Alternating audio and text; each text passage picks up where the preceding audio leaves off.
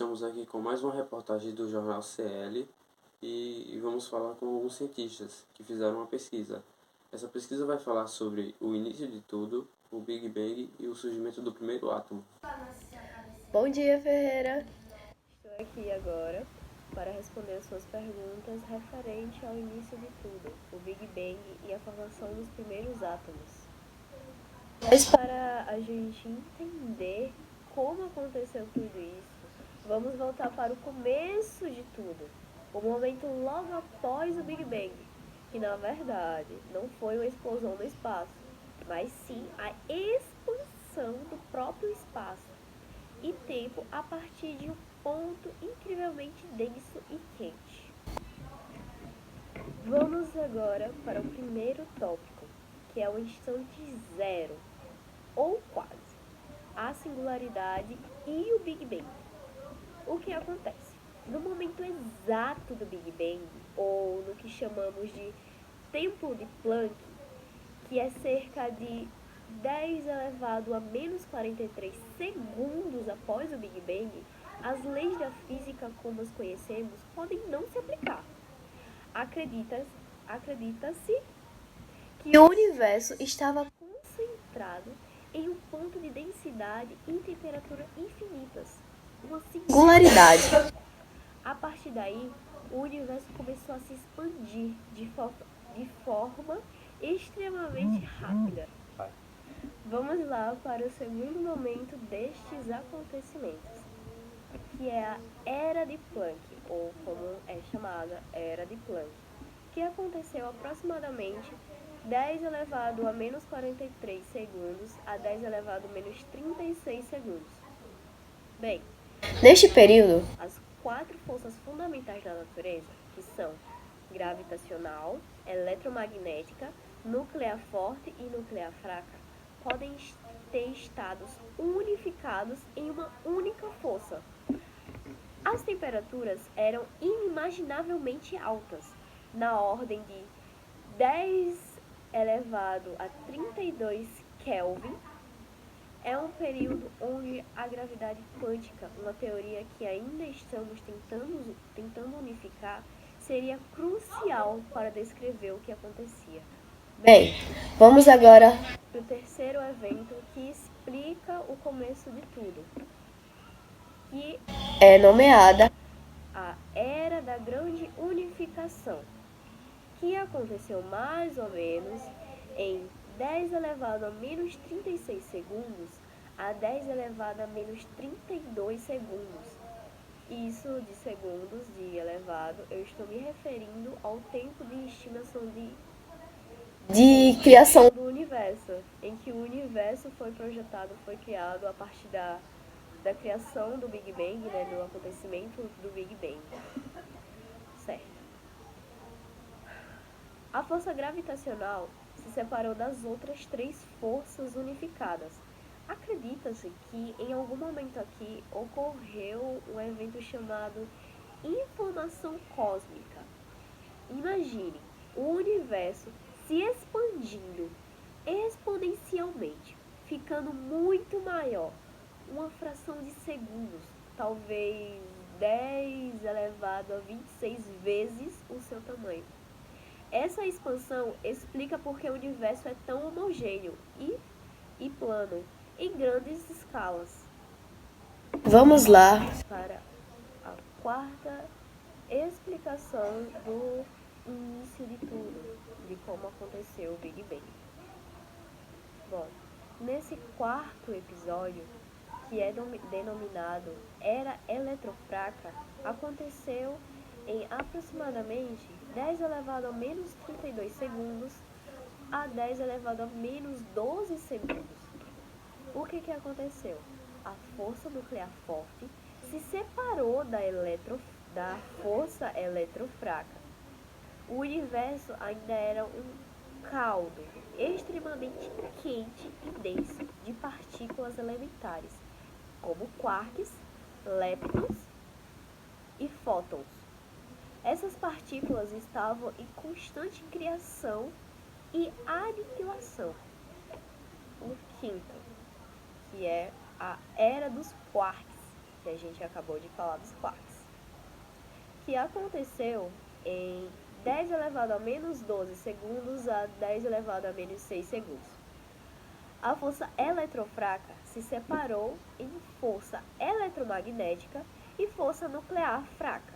Agora, as 4 forças estavam separadas. O universo ainda estava muito quente para que os quarks se combinassem em prótons e nêutrons. Eles existiam como um plasma de quarks e gluons.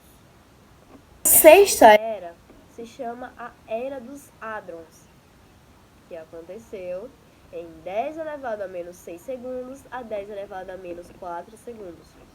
A temperatura caiu o suficiente para 10 elevado a 13 Kelvin, para que os quarks começassem a se agrupar, formando hadrons, como prótons e nêutrons.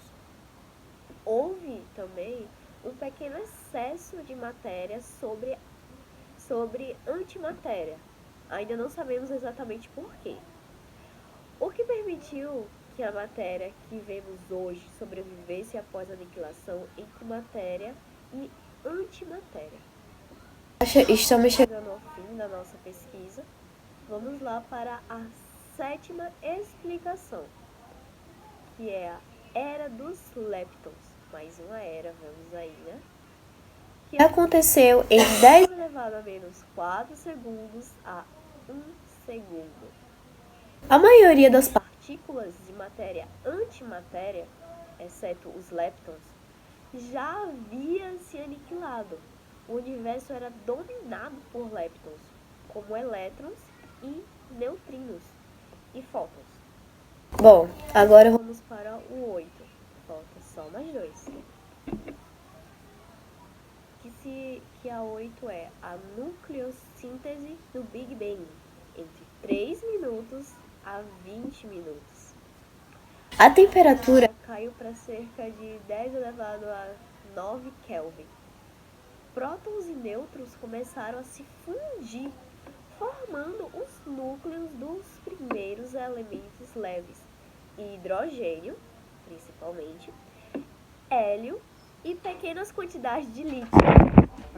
Agora vamos falar sobre a 9ª e última era que foi separada sobre este assunto, que é a Era da Radiação e Recombinação, cerca de 380 mil anos. Até este ponto, o universo era opaco, pois os elétrons livres espalhavam os fótons. Quando a temperatura caiu para cerca de 3.000 Kelvin, os elétrons puderam se ligar aos núcleos, formando átomos e nêutrons. Isso tornou o universo transparente. Os fótons puderam viajar livremente, e essa luz primordial é o que detectamos hoje como radiação cósmica de fundo em micro-ondas. É isso, muito obrigada. Agora vamos falar com outro cientista que também nos explicará mais sobre o assunto. Qual a importância desses primeiros átomos para as moléculas futuras? Olá, eu sou o cientista Carlos e eu vou falar sobre a importância desses átomos. A nucleossíntese primordial é o processo que formou os primeiros núcleos dos elementos mais leves, principalmente hidrogênio e hélio, nos primeiros minutos após o Big Bang. Eu separei alguns tópicos aqui e eu vou falar sobre. Quando ocorreu. Ocorreu entre cerca de 3 minutos e 20 minutos após o Big Bang, quando o universo já havia esfriado para cerca de 1 bilhão de graus Kelvin, 10 elevado a 9 kelvins. O segundo tópico é as condições. O universo ainda estava muito quente e denso, permitindo que prótons, que são núcleos de hidrogênio, e nêutrons colidissem e se fundissem. O terceiro são as formações dos núcleos. Prótons e nêutrons se combinaram para formar núcleos de deutério, que são um isótopo de hidrogênio com um próton e um nêutron. O deutério serviu como bloco de construção para formar núcleos maiores, especialmente hélio-4, que é 2 prótons e 2 nêutrons. Pequenas quantidades de lítio também foram produzidas. O quarto tópico é o resultado principal, que é cerca de massa 75% da massa do universo ficou em forma de hidrogênio e cerca de 25% em forma de hélio, -4. Traços mínimos de deutério, lítio e outros elementos leves. Agora, por que isso é importante? Isso é importante porque esses elementos formados na nucleossíntese primordial são a base para a formação das estrelas, galáxias e toda a matéria visível no universo. A proporção observada hoje desses elementos leves confirma muito bem as previsões do modelo do Big Bang. E pessoal, foi só isso, algo bem simples. Obrigado pela atenção.